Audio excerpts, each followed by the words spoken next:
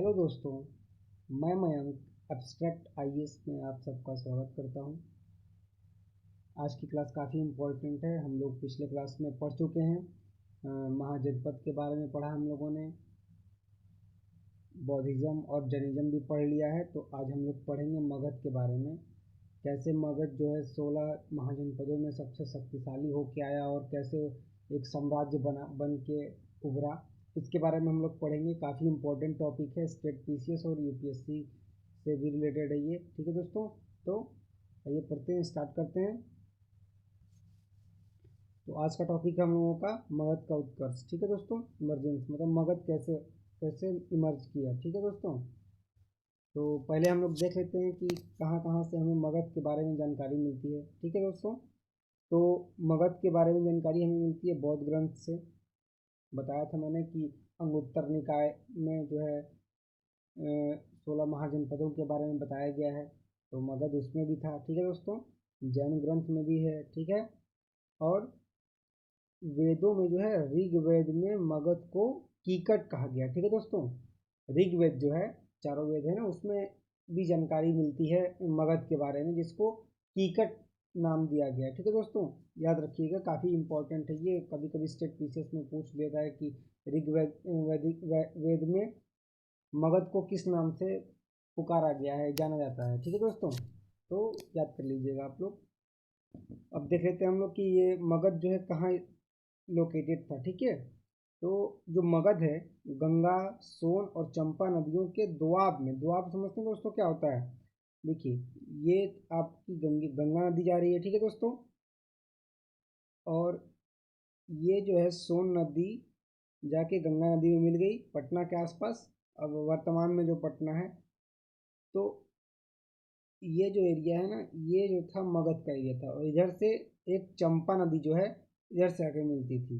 तो ये तीन तरफ से नदियों से घिरा हुआ है। ठीक है दोस्तों, इसी एरिया को, दो नदियों के बीच का जो जगह होता है उसको दोआब क्षेत्र बोलते हैं। ठीक है दोस्तों, तो ये हमारा मगध था। ठीक है दोस्तों,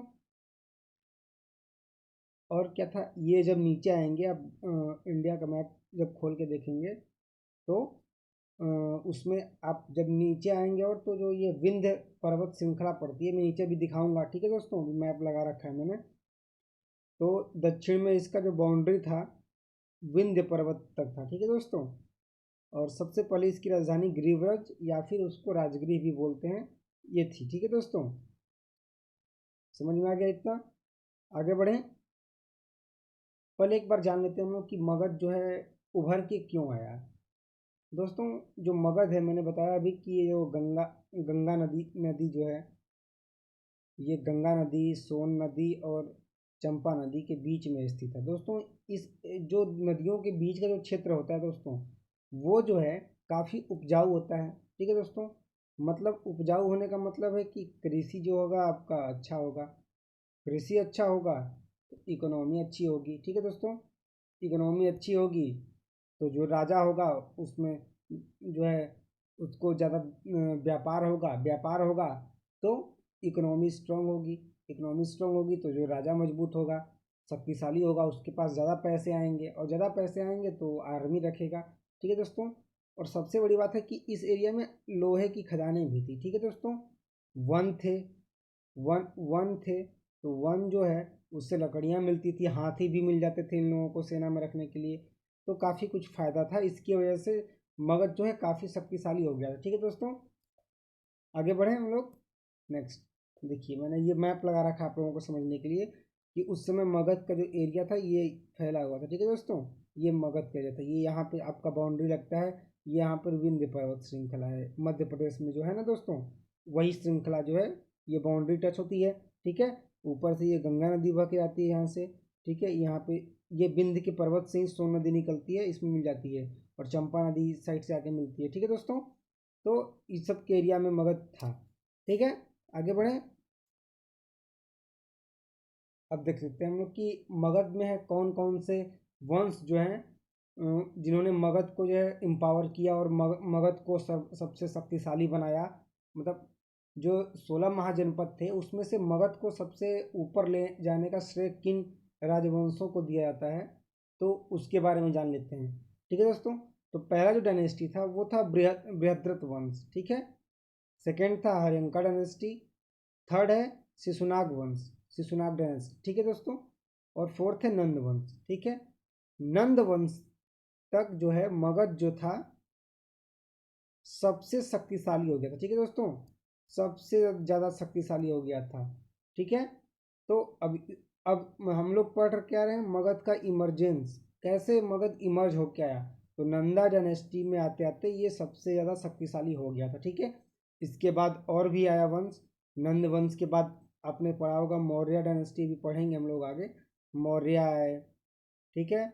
फिर शुंगा डायनेस्टी आया, फिर कण्व डायनेस्टी आया, ठीक है दोस्तों, कण्व। तो बहुत सारे डायनेस्टियाँ पढ़ेंगे, लेकिन हम अभी इमरजेंस पढ़ रहे हैं तो अभी 4 ही पढ़ेंगे। फिर नेक्स्ट 4 की चौथा के बाद हम लोग मौर्य को अच्छे तरह से पढ़ेंगे, ठीक है दोस्तों। आगे बढ़ते हैं। तो फर्स्ट डायनेस्टी है क्या, बृहद्रथ वंश, ठीक है। तो इसके बारे में ज़्यादा जानकारी नहीं मिलती है, इसके बारे में बस हमें वेदों से ही जानकारी मिलती है, ठीक है दोस्तों। देखिए, तो महाभारत एवं अन्य पुराणों से प्रमाण इसके मिलते हैं, बताया मैंने अभी आपको, ठीक है, कि मगध की स्थापना बृहद्रथ ने की थी। मतलब मगध का नाम मगध कैसे पड़ा, कौन उस शहर को बसाया था, तो मगध की स्थापना बृहद्रथ ने की थी। और बृहद्रथ के पापा का नाम था वसुमती, वसुमती, ठीक है दोस्तों। इन्होंने राजगीर को बसाया था, ठीक है। तो याद रखिएगा, ठीक है दोस्तों। नेक्स्ट क्या है कि बृहद्रथ के बाद उसके पुत्र जरासंध, जरासंध का नाम आप लोगों ने सुना होगा। महाभारत में जो भीम की का युद्ध, लड़ाई हुआ था, द्वंद्व युद्ध हुआ था, कृष्ण के साथ गए थे ये लोग। जरासंध जो है बहुत बहुत सारे राजाओं को जो है बंदी बना कर रख लिया था, ठीक है। तो भीम गए थे, वो जो पतवार लेके जो है मतलब द्वंद्व युद्ध कराए थे, और दो दो भागों में जरासंध को चीर दिया था भीम ने। तो उसी जरासंध की बात हो रही है, ठीक है दोस्तों। उल्लेख महाभारत में मिलता है, जिसको भीम ने मल्ल युद्ध में पराजित किया था। मल्ल मतलब द्वंद्व युद्ध, कुश्ती लड़ना, ठीक है दोस्तों। और इस वंश का जो है अंतिम शासक जो है रिपुंजय को माना जाता है, ठीक है, जो कमजोर और अयोग्य था। तो उसका जो एक मंत्री था पुलिक, उसने हत्या कर दी और अपने पुत्र को राजा बना दिया। इसके बारे में ज़्यादा जानकारी नहीं मिलती है, बस हम बस जानकारी के लिए पढ़ रहे हैं कि हाँ ये डायनेस्टी स्टार्टिंग में थी। सबसे इसके बाद जो वास्तविक जो है डायनेस्टी आई वो थी, कौन सी डायनेस्टी थी दोस्तों, तो हर्यंका डायनेस्टी, ठीक है दोस्तों, हर्यंक वंश, ठीक है। कब से कब तक, तो 558 से लेके 491 BC तक, मतलब 558 से लेके 451 ईसा पूर्व तक, ठीक है दोस्तों। जैन मत के अनुसार इस डेट में थोड़ा सा कन्फ्यूजन है, 544 से लेके 491 BC, ठीक है दोस्तों। आप NCERT भी देख लीजिएगा, लेकिन मुझे जहाँ तक जानकारी मिली है, मैंने बहुत जगह से रिसर्च करने के बाद दोनों लिख दिया है कि कभी भी आप कन्फ्यूजन ना हो, ठीक है दोस्तों। और क्या माना जाता है भाई, तो ये हर्यंका डायनेस्टी में हम, यहाँ पर मैं हेडिंग डालना भूल गया हूँ, ये अभी हम बिम्बिसार के बारे में पढ़ेंगे, ठीक है दोस्तों, बिम्बिसार, ठीक है। ये था पहला संस्थापक था, ये बिम्बिसार के बारे में पढ़ रहे हैं, ठीक है। तो तो ये बिम्बिसार का कार्यकाल है 558 से लेके 491 BC तक था, ठीक है।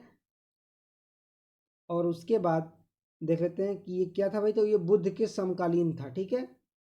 और इसका उपनाम क्या था, इसको किस नाम से और जाना जाता था, तो इसको क्षेत्रोजस माना जाता था, ठीक है। तो क्षेत्र को जीत लेना अगल बगल के, तो इसने काफ़ी काम किया था, मत्स्य पुराण में बोलते हैं इसको क्षेत्रोजस। और इसको जैन साहित्य में श्रोणिक बोलते हैं। ये कभी कभी पूछ लेता है मैचिंग कराने के लिए कि भाई कौन से राजा का उपनाम या फिर किस नाम से जाना जाता था, उपाधि क्या थी, ठीक है। राजधानी इसने क्या बनाया था, गिरिव्रज, राजगीर को, राजगृह को, ठीक है।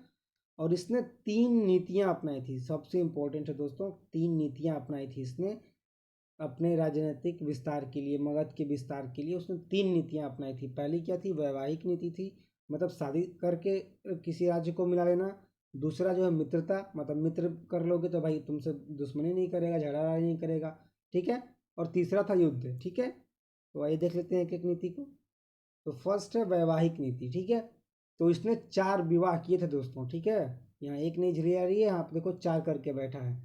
तो इसने फर्स्ट जो मैरिज किया था लिच्छवी के साथ। मैंने लिच्छवी के बारे में बताया था आप लोगों को कि ये वज्जी संघ में एक गणराज्य था।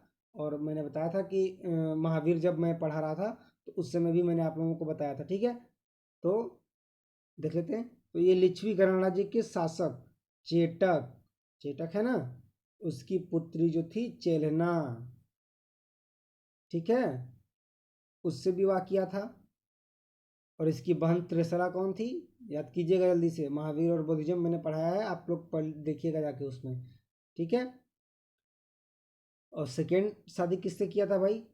अब जब लिच्छवी से इसने शादी कर लिया तो भाई लिच्छवी काफ़ी मजबूत था उस समय, और इसके अब मैत्री में हो गया भाई, रिश्तेदारी में आ गया, तो ये लोग युद्ध करेंगे नहीं, मतलब इसके साथ लिच्छवी मिल गया। ठीक है, तो मतलब थोड़ा सा विकास हो गया मगध का। अब सेकेंड शादी किया उसने कौशल, कौशल भी बताया था मैंने, यूपी में पड़ता है ये। कहाँ राजधानी थी इसकी? तो श्रावस्ती। ठीक है, तो प्रसेनजीत की बहन महाकौशला से किया था। ठीक है, और कौशला से शादी किया तो इसको काशी दहेज में मिल गया। सोचिए, यहाँ से तो लिच्छवी मिला, पहला विस्तार हो गया, दूसरा कौशल हो गया, कौशल से तो मित्रता हो ही गई साथ में, लेकिन काशी भी दहेज में मिल गया, मतलब मगध अब बढ़ रहा है धीरे धीरे। ठीक है, बढ़ रहा है। अब तीसरा देखिए शादी किया किसने? मध्य देश, ये पड़ता है कुरु, पंजाब साइड में पड़ता है, वहाँ की एक राजकुमारी थी क्षेमा, उससे विवाह किया, तो वो भी इसके अंदर आ गया भाई, थोड़ा बढ़ गया। और ऐसा माना जाता है कि लिच्छवी की एक गणिका थी, आम्रपाली के बारे में आप लोग सुने होंगे, नर्तकी थी, नाचने वाली थी, तो उससे भी इसने विवाह किया था। ठीक है, अब और इसने मित्रता की नीति अपनाई भाई। ठीक है, ये ऊपर नीचे थोड़ा हो गया दोस्तों।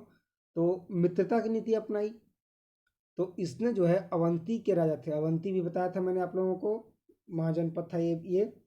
तो उसके एक राजा थे चंड प्रद्योत, तो उनको हो गया था पीलिया, ठीक ही नहीं हो रहा था, ठीक ही नहीं हो रहा था भाई।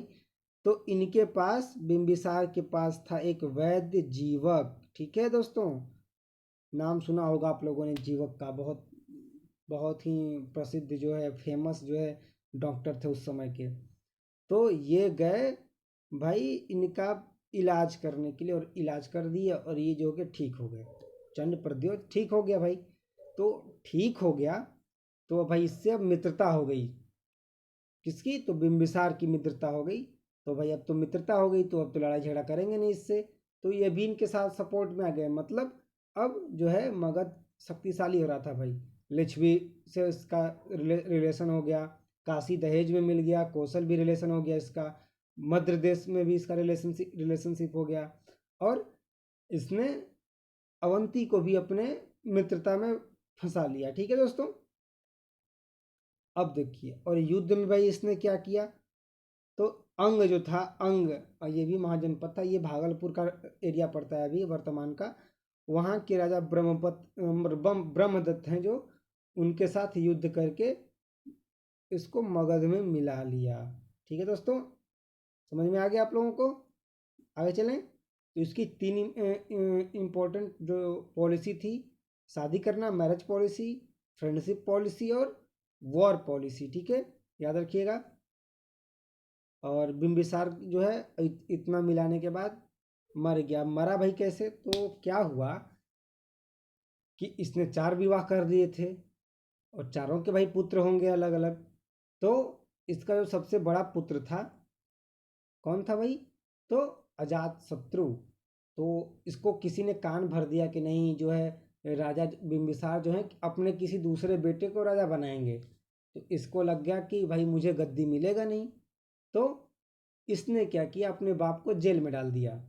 ठीक है, चेलना और बिम्बिसार का लड़का था ये, तो जेल में चेलना बिम्बिसार का सेवा वो करती थी। तो उसने, जब चेलना ने बताया कि अजातशत्रु को कि नहीं, बिम्बिसार तुमको मानता है और तुमको ही राजा बनाने वाला था, तो ये जो है खुशी के मारे तलवार लेके, ऐसा माना जाता है कि तलवार लेके उनका जो हथकड़ी जो था काटने आ रहा था, लेकिन बिम्बिसार को लगा कि ये मुझे मारने आ रहा है, तो उन्होंने अपने अंगूठी में जहर लगा कर रखा था और उसको चाट लिया और ये मर गए। लेकिन ऐसा माना जाता है कि नहीं, अजातशत्रु ने उसकी उनकी हत्या की थी। तो इसको जो है ना, इस डायनेस्टी जो पूरा है, प्रतहंता बोलते हैं इसको। ठीक है, प्रतहंता वंश बोलते हैं कि ये पिता की हत्या करने वाला वंश है। ठीक है। तो बिंबिसार की हत्या किसने की? अजातशत्रु ने की, और आगे चल के अजातशत्रु की हत्या उसके बेटा करेगा, और उसका भी बेटा आगे चल के उदय जो लड़का है उसका मर्डर करेगा।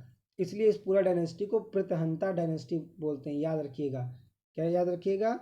इसको बोलते हैं प्रीतहंता, मतलब पिता का हत्या करने वाला। ठीक है दोस्तों, समझ में आ गया आप लोगों को? अब ये पढ़ लेते हैं अजातशत्रु के बारे में। तो भाई 491 ईस्वी में मर गया, उसके बाद 1 साल इधर उधर युद्ध हुआ, फिर 492 में ये राजा बन गया।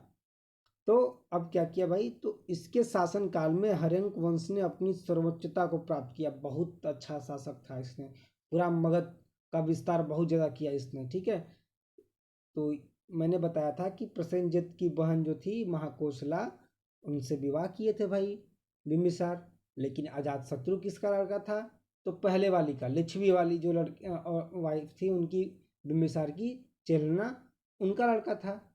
तो इसका जो था प्रसेनजीत की लड़की, मतलब एक तरह से इसकी बहन हुई, मामा की लड़की हुई, सौतेली मम्मी की जो है भाई का लड़की, वजीरा, उससे चल रहा था इसका प्रेम। तो क्या हुआ भाई, तो युद्ध हो मतलब शादी करने के लिए इनकार कर दिया प्रसेनजीत ने। तो फिर क्या हुआ, अजातशत्रु ने प्रसेनजीत पे हमला किया भाई। लेकिन प्रसेनजीत जो है जीत गए तो शर्त रख दिया भाई। शर्त रखे तो वजीरा से विवाह करना पड़ गया, और फिर विवाह किया तो काशी को मिल गया इसको वापस फिर से। ठीक है, जब बिम्बिसार की हत्या हो गई थी, मर गए थे, तो प्रसेनजीत ने गुस्से में आके काशी को वापस ले लिया था। ठीक है, तो लेकिन जब ये दोबारा उनकी लड़की से शादी किया तो काशी को अपने में मिला लिया। ठीक है, अब बचा कौशल। तो कौशल के आखिरी राजा थे प्रसेनजीत, उनका बेटा थोड़ा कमज़ोर था, उसकी हत्या कर दी गई वहाँ के सैनिकों द्वारा। वो तख्ता पलट करने वाले थे, और ये जो है प्रसेनजीत संन्यास लेने जा रहे थे, रास्ते में इनको खबर मिली, तो ये भागे भागे मगध आए हेल्प करने मांगने के लिए। ये आए हेल्प मांगने के लिए अजातशत्रु से, लेकिन डेथ हो गया उनका। ठीक है, तो न प्रसेनजीत रहे, न प्रसेनजीत का लड़का रहा, तो भाई कौशल किसका हो गया? तो मगध का हो गया। तब सोचिए मगध को क्या क्या मिल गया। मगध को मिल गया कौशल को, काशी भी मिल गया, मद्र पहले से था, अवंती दुश्मन ही नहीं था। लेकिन जब बिम्बिसार मर गए तो अवंती भी दुश्मन हो गया था, क्योंकि भाई बिम्बिसार का जो दोस्त था चंड प्रद्योत, वो क्या करता मानता था कि भाई बिम्बिसार मेरे दोस्त हैं। लेकिन जब उनकी हत्या हो गई तो चंड प्रद्योत को ये लगा कि नहीं इसने हत्या की है भाई, तो उन्होंने मित्रता तोड़ दी। ठीक है, वो भी अब मगध कमजोर हो गया था, लेकिन देखो फिर वापस कौशल जीत लिया, हो गया, काशी मिल गया इसको। ठीक है, और देखिए आगे क्या क्या क्या किया इसने। और इसने चेलना जो लिच्छवी था वो तो ऑलरेडी इसके साथ था, क्योंकि इसकी बब्बी मम्मी थी वहीं की। और उसने फिर क्या किया, वैशाली वैशाली को जीत के मगध में मिला दिया। अब देखो वैशाली के पीछे भी बहुत बड़ा एक कहानी है। अब कहानी के की तरह याद करेंगे तो बहुत सिंपल तरीके में आपको याद हो जाएगी। दोस्तों हुआ क्या कि वैशाली को मिलाएगा कैसे, तो बिंबिसार भाई 4 शादियां किए थे। तो अजातशत्रु के 2 और भाई थे, कौन थे भाई? तो हल और बेहल। ठीक है, और इनको जो है बिंबिसार मरने से पहले क्या दिया गया था? तो 18 लड़ियों का हार दिया था, मोतियों का, बहुत कीमती। और एक हाथी दिया था जिसका नाम था शेचनाग, बहुत ही फेमस था। तो अजातशत्रु भैया जब राजा बना तो बोला कि हमको ये चीज़ मुझे दो, मैं राजा हूँ, मुझे ये चाहिए, मैं यूज करूँगा। लेकिन ये जो दोनों हैं ये भाग के कहाँ चले गए? तो ये वैशाली चले गए और जाके छुप गए वहाँ पे। तो वैशाली के राजा ने बोला कि भाई हमारे यहाँ जो मेहमान आए हैं हम उनको नुकसान नहीं होने देंगे। ठीक है दोस्तों, तो अब करे तो करे क्या, वैशाली उस समय ज़्यादा मजबूत था। तो अजातशत्रु का एक मंत्री था, कौन? वस्साकार। ठीक है दोस्तों, बहुत चालाक आदमी था, मतलब धूर्त, एकदम एक नंबर का चालाक और धूर्त था। वो भेष बदल के चला गया वैशाली के राजा के पास और बोला कि हमको अजातशत्रु ने लात मार के निकाल दिया है, और जो है हम आपके यहाँ काम करेंगे। और वहीं काम करने लगा। और जितनी भी खुफिया जानकारी थी वहाँ की, कैसे कमज़ोर कर सकते हैं, पूरा जो भेद जो होता है ना, घर का भेदी लंका ढाहे, तो वो जो है सारा भेद जो है अजातशत्रु को बता दिया। और उसके बाद वैशाली से युद्ध हुआ और मगध ने जीत लिया वैशाली को। और इसको करने में कितने साल लगे? 16 साल लग गए इसको वैशाली को जीतने में। सोचिए कितना टाइम बर्बाद किया है चिरकुट आदमी। और दूसरा क्या हुआ भाई? अवंती के राजा चंड प्रद्योत को हराकर मगध में मिलाया। मैंने बताया ना कि बिंबिसार जब मर गए तो चंड प्रद्योत ने अपनी दोस्ती तोड़ दी भाई, कि नहीं तुमने मेरा जो है दोस्त का हत्या किया है, मैं तुम्हारे साथ कोई संबंध नहीं रखूंगा। तो भाई ये तो अजातशत्रु को अब महत्वाकांक्षा हो गई थी, तो इसने क्या किया? युद्ध किया और चंड प्रद्योत को हरा दिया। ठीक है दोस्तों, और अवंती को मिला लिया मगध में। तो अब सोचिए क्या क्या हो गया मगध में। क्या क्या हो गया? लिच्छवी पहले से था, लिच्छवी था, काशी हो गया, कौशल हो गया, ठीक है, वैशाली हो गया, अंग पहले ही से अंग था इसके पास, ठीक है, और क्या क्या हो गया? अवंती हो गया। सोचिए इतना सब मिला लिया, मतलब अब मगध बड़ा हो गया था बहुत। ठीक है, और सबसे पहले आप लोग इसमें जो युद्ध किया था अवंती के साथ, उसमें उसने महाशिला कंटक और रथ मूसल नामक यंत्र जो है इस्तेमाल किया था। अच्छा, आप लोगों ने बाहुबली देखी होगी ना, तो उसमें जो बड़े बड़े पत्थर जो है ना फेंकते हैं, वो लकड़ी वाला, लकड़ी का बनाया होता है गोला फेंकने वाला, आप लोगों ने देखा होगा, सीन याद कीजिएगा, वो उस तरह का होता है। ठीक है, आप लोगों को नहीं पता होगा तो मैं अगले वीडियो में आप लोगों को दिखा भी दूंगा कैसे होता है। तो वो इस्तेमाल किया। और जो भल्लाल देव था बाहुबली का जो भाई था, कजन, तो उसका जो रथ था आगे जो चलता था अपने आप और सब दुश्मनों को काटते जाता था, तो वो रथ उस समय सच में था। रथ मूसल नामक यंत्र जो था वो ऑटोमेटिक चलता था, घोड़ा भाग रहा है अपने आप, तलवार उसमें से घूम रही है गोल गोल चक्र की तरह और सबको काटे जा रही है। तो वो जो रथ है इस्तेमाल हुआ था इस युद्ध में। ठीक है दोस्तों, नेक्स्ट देखते हैं और क्या क्या था भाई। इसके शासन के 8वें वर्ष में बुद्ध को निर्वाण प्राप्त हुआ। ठीक है दोस्तों, मतलब ये राजा कब बना? 492 में। ठीक है दोस्तों, और 92 8 कितना हो गया? 483 के लगभग मान के चलिए। हाँ, 480 83 के मान के चलिए, 80 चल रहा था, लेकिन बुद्ध का जो है निर्माण हो गया। ठीक है दोस्तों, निर्माण का मतलब समझते हैं आप लोग?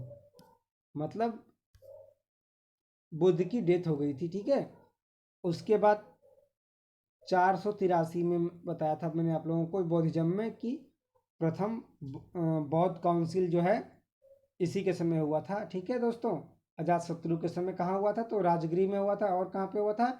सप्तपर्णी गुफा राजगीर में पड़ती है, उसमें हुआ था। ठीक है दोस्तों, और इसकी मृत्यु कैसे हो गई भाई? तो इसकी की हत्या जो है इसके पुत्र उदयन ने कर दिया और राजा बन गया। ठीक है दोस्तों, समझ में आ गया आप लोगों को?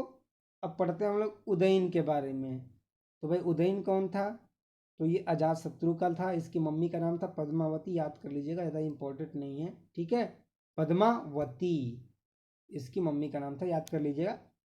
इसने बढ़िया बढ़िया काम किया भाई। तो इसने पाटलिपुत्र जो है एक नगर बसाया। ठीक है, स्थापना की मगध के अंदर एक पाटलिपुत्र जो था, और अपनी राजधानी जो राजगृह थी पहले उठा के लाके पाटलिपुत्र में डाल दिया। ठीक है,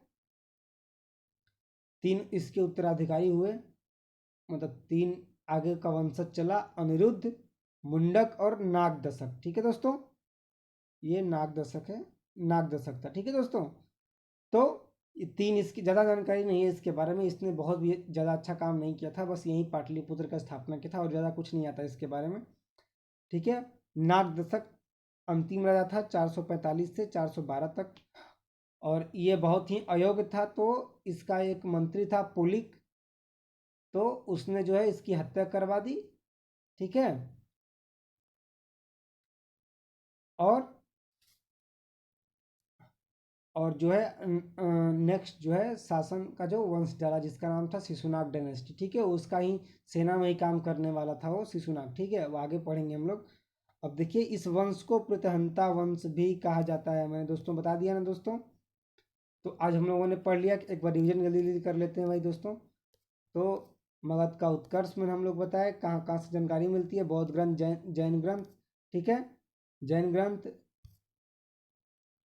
ऋग्वेद में कीकट कहा गया है, ठीक है, याद रखिएगा आप लोग। कहाँ स्थित है, तो गंगा, सोन और चंपा नदियों के दोआब में स्थित है, दक्षिण में विंध्य पर्वत तक विस्तृत है।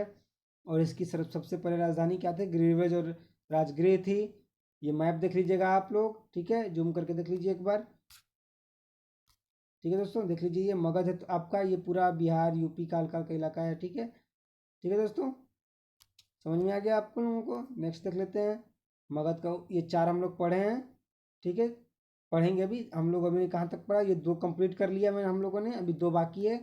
तो नेक्स्ट में हम लोग ये दो पढ़ेंगे और उसके बाद आ जाएंगे हम लोग किसके पर, मौर्य पे। सबसे इम्पोर्टेंट है, सबसे ज़्यादा परीक्षा की दृष्टि से सबसे इम्पोर्टेंट है, तो इस पढ़ेंगे आगे चल के, ठीक है।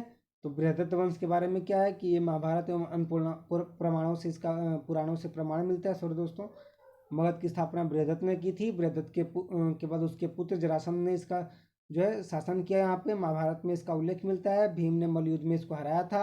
अंतिम शासक क्या था, रिपुंजय था, कमजोर और अयोग्य था। तो इसके जो मंत्री थे पुलिक ने इसकी हत्या करके अपने पुत्र को राजा बना दिया, ठीक है दोस्तों। तो इसके बाद हरियंका डायनेस्टी आ गई, ये था बिम्बिसार, ठीक है। बिम्बिसार के बारे में हम लोग, इसने स्थापना किया, ठीक है। और बुद्ध के समकालीन था ये। वेलुबन इसको बुद्ध को इसने दिया था रहने के लिए। उसका उपनाम क्या था, क्षेत्रोजस था। श्रोणिक बोलते हैं इसको, ठीक है। राजधानी क्या थी, गिरिव्रज थी, मतलब राजगृह थी। तीन नीतियां अपनाया इसने, वैवाहिक नीतियां अपनाया, मित्रता, युद्ध, तीन नीतियां अपनाया।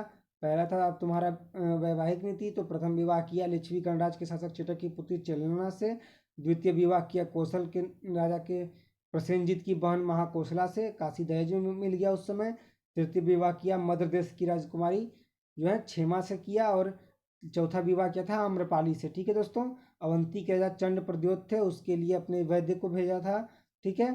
अंग को, जो राजा थे ब्रह्मदत्त, उसको हरा के अंग को मगध में मिला लिया था। अजातशत्रु ने इसकी हत्या कर दी थी, इसके पुत्र ने।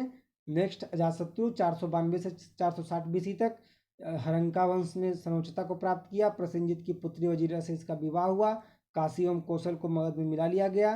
वैशाली को जीतकर इसने मगध में मिलाया, ठीक है। और इसको 16 साल लग गए मिलाने में। किसकी मदद से मिला, तो भाई मंत्री वत्साकार की मदद से मगध में मिलाया वैशाली को। अवंती के राजा चंड प्रद्योत को हराकर मगध में मिला लिया अवंती को। और महाशिला कंटक और रथ मूसर का जो है यूज किया गया युद्ध में। इसके शासन के 8वें वर्ष में बुद्ध को निर्वाण प्राप्त हुआ था। 483 बीसी में जो है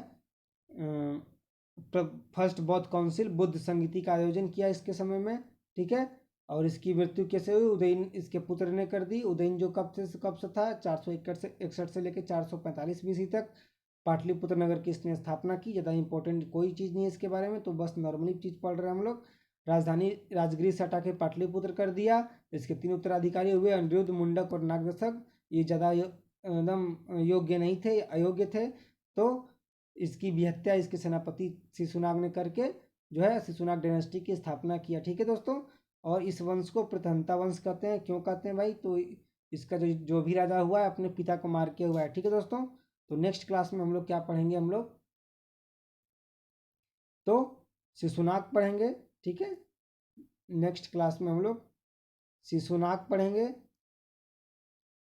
और नंद डायनेस्टी पढ़ेंगे, ठीक है दोस्तों। ये दोनों कंप्लीट करके सीधे मौर्य पे आ जाएंगे, ठीक है। तो आज की क्लास आप लोगों को कैसा लगी ज़रूर बताइएगा, ठीक है। और अपने डाउट क्वेरी जो भी है आप जल्दी कमेंट बॉक्स में कर दिया कीजिए, ठीक। और अधिक जानकारी के लिए आप हमारा टेलीग्राम चैनल ज़रूर से ज्वाइन कर लीजिए, क्योंकि वहाँ पे सारी जानकारी मिलती रहती है क्लास को लेके। और हाँ, इस बार का क्लास थोड़ा लेट हो गया क्योंकि हम लोगों का लैपटॉप थोड़ा ख़राब हो गया था, जिससे हम वीडियो अपलोड नहीं कर पा रहे थे। तो अब कोई इशू नहीं आएगा, रेगुलर क्लास चलेगी और वीडियो अपलोड होता रहेगा, ठीक है दोस्तों। और थोड़ा सा 1-2 दिन अभी करंट अफेयर्स का क्लास जो है अभी नहीं चल पाएगा, क्योंकि जो टीचर पढ़ाते थे करंट अफेयर्स वो अभी अवेलेबल नहीं है। तो 1-2 दिन बाद हम लोग पूरा अच्छे से चालू कर देंगे, ठीक है। और आपकी क्या राय है, आप वीकली करंट अफेयर चाहते हैं कि डेली चाहते हैं, ये भी बता दीजिएगा, क्योंकि हम जब यूपीएससी के रिगार्डिंग ही हम लोग करंट अफेयर्स प्रोवाइड कराएंगे, ठीक है दोस्तों। और वीडियो पसंद आया तो लाइक करो, कमेंट करो और ज़्यादा से ज़्यादा शेयर कीजिए और सब्सक्राइब करना बिल्कुल ना भूलें।